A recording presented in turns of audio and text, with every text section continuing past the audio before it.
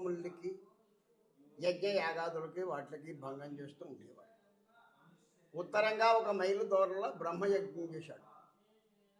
అక్కడ బ్రహ్మగుండాలు ఉన్నాయి. దానికి ధాతపురము అని పేరు, బ్రహ్మపురం. అక్కడ మకా ఉన్నాడు బ్రహ్మయజ్ఞం చేస్తూ. ఇప్పుడు దాన్ని తాతపూడి అంటారు, అవతల ఉంటుంది. ఆ ఊరికి ఈ ఊరికి మైంగా లంక ఉందే, లంకలో ఉన్నాయి బ్రహ్మయజ్ఞం హోమకుండాలు. తూర్పుగా 1 మైలు దూరంలో సూర్యుడు యజ్ఞం చేశాడు. అక్కడ సూర్యకుండాలు ఉన్నాయి.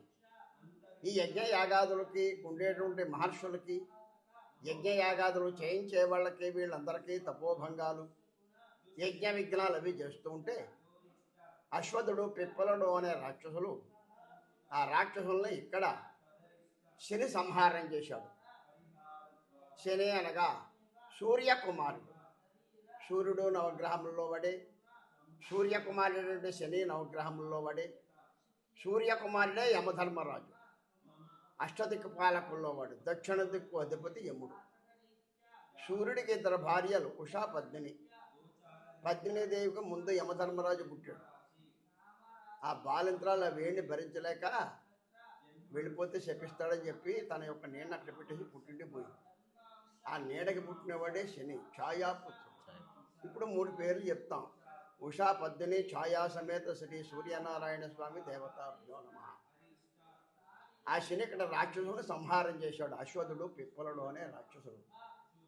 అప్పుడు శనికి బ్రహ్మహత్యా దోషం పట్టింది. దేవతలు రాక్షసులు అప్పచెల్లుళ్ళు పిల్లలు.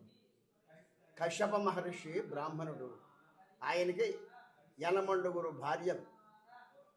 1 భార్యకి దేవతలు, 1 భార్యకి రాక్షసులు, 1 భార్యకి అష్టమహానాగులు.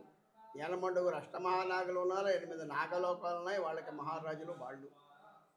ఆ సంతతే ఈ పాములండి.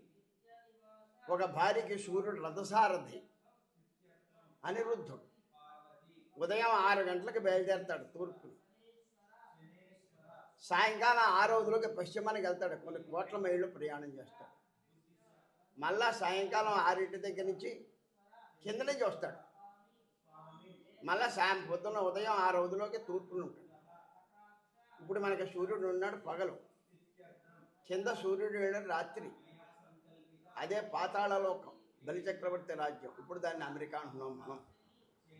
24 గంటలు 2 సార్లు తిరుగుతాడు. భూలోకము ఒకసారి, పాతాళంలోకి ఒకసారి తిరుగుతాడు. 24 గంటలు 2 ప్రయాణం చేస్తాడు ఒక రోజు.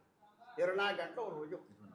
మనకి 12 గంటలే ఉంటాడు సూర్యుడు. అది సూర్యుడు రథసారథి.